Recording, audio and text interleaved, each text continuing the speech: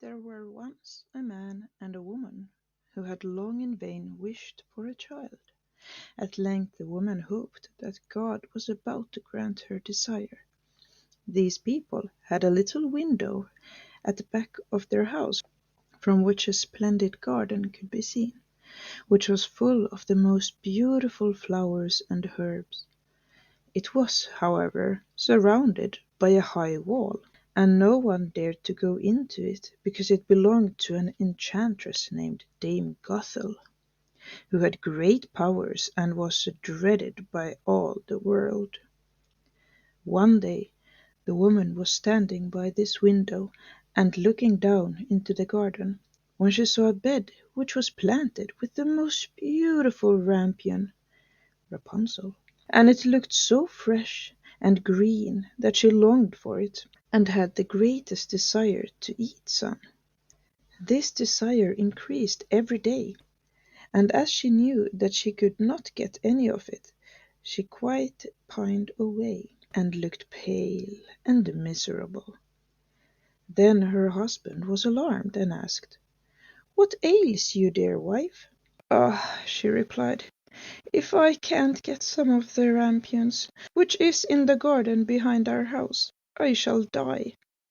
The man, who loved her, thought, "Sooner than let your wife die, bring her some of the rampion yourself, let it cost you what it will." In the twilight of the evening he clambered down over the wall into the garden of the enchantress, hastily clutched a handful of rampion, and took it to his wife. She at once made herself a salad of it, and ate it with much delight. She, however, liked it so much, so very much, that the next day she longed for it 3 times as much as before. If he was to have any rest, her husband must once more descend into the garden.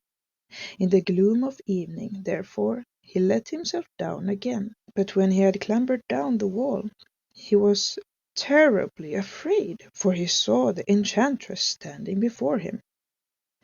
"How can you dare," said she, with an angry look, "to descend into my garden and steal my rampion like a thief?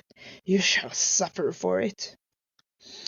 "Ah," answered he, "let mercy take the place of justice. I only made up my mind to do it out of necessity. My wife saw your rampion from the window, and felt such a longing for it that she would have died if she had not got some to eat." Then the enchantress allowed her anger to be softened, and said to him, "If the case be as you say, I will allow you to take away with you as much rampion as you will."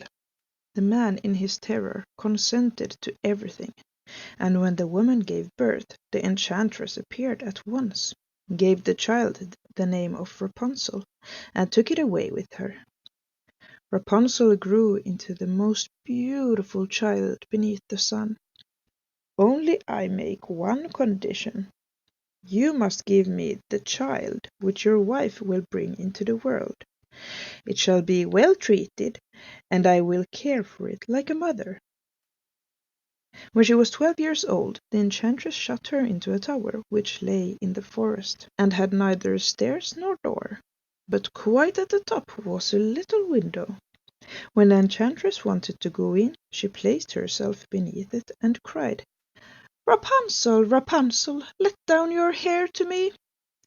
Rapunzel had magnificent long hair, fine as spun gold, and when she heard the voice of the enchantress, she unfastened her braided tresses, wound them round one of the hooks of the window above, and then the hair fell 20 ells down, and the enchantress climbed up by it. After a year or two, it came to pass that the king's son rode through the forest and went by the tower. Then he heard a song which was so charming that he stood still and listened. This was Rapunzel, who in her solitude passed her time in letting her sweet voice resound. The king's son wanted to climb up to her, and looked for the door of the tower, but none was to be found. He rode home But the singing had so deeply touched his heart that every day he went out into the forest and listened to it. Once, when he was thus standing behind a tree, he saw that an enchantress came there, and he heard how she cried, "Rapunzel, Rapunzel, let down your hair!" Then Rapunzel let down the braids of her hair, and the enchantress climbed up to her. "If that is the ladder by which one mounts, I will at once try my fortune," said he. And the next day, when it began to grow dark, he went to the tower and cried, "Rapunzel, Rapunzel, let down your hair!" Immediately the hair fell down, and the king's son climbed up. At first Rapunzel was terribly frightened when a man, such as her eyes had never yet beheld, came to her. But the king's son began to talk to her quite like a friend, and told her that his heart had been so stirred that it had led him to have no rest, and he had been forced to see her. Then Rapunzel lost her fear, and when he asked her if she would take him for her husband, and she saw that he was young and handsome, she thought, "He will love me more than old Dame Gothel does." And she said yes, and laid her hand in his. She said, "I will willingly go away with you, but I do not know how to get down. Bring with you a skein of silk every time that you come, and I will weave a ladder with it. And when that is ready, I will descend, and you will take me on your horse." They agreed that until that time he should come to her every evening. The enchantress remarked nothing of this, until once Rapunzel said to her, "Tell me, Dame Gothel, how it happens that you are so much heavier for me to draw up than the young king's son. He is with me in hardly a minute." "Ah, you wicked child!" cried the enchantress. "What do I hear you say? I thought I had separated you from all the world, and yet you have deceived me." For the old woman came by day. In her anger she clutched Rapunzel's beautiful tresses, wrapped them twice round her left hand, seized a pair of scissors with the right, and snip, snap, they were cut off, and the lovely braids lay on the ground. And she was so pitiless that she took poor Rapunzel into a desert, where she had to live in great grief and misery. On the same day that she cast out Rapunzel, the enchantress fastened the braids of hair which she had kept into the hook of the window, and in the evening, when the king's son came and cried, "Rapunzel, Rapunzel, let down your hair," she let the hair down. The king's son ascended, but he did not find his dearest Rapunzel above, but the enchantress, who gazed at him with wicked and venomous looks. "Ha ha!" she cried mockingly, "you would fetch your dearest, but the beautiful bride sits no longer singing in the nest.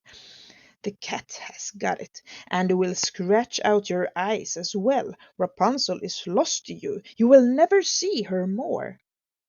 The king's son was beside himself with pain, and in his despair he leapt down from the tower. He escaped with his life, but the thorns into which he fell pierced his eyes.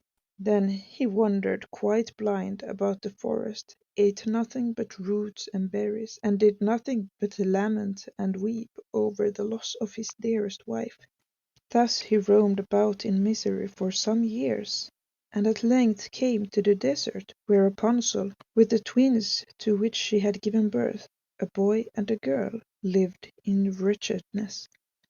He heard a voice, and it seemed so familiar to him that he went towards it, and when he approached, Rapunzel knew him and embraced him and wept. Two of her tears wetted his eyes, and they grew clear again, and he could see with them as before. He led her to his kingdom, where he was joyfully received, and they lived for a long time afterwards, happy and contented.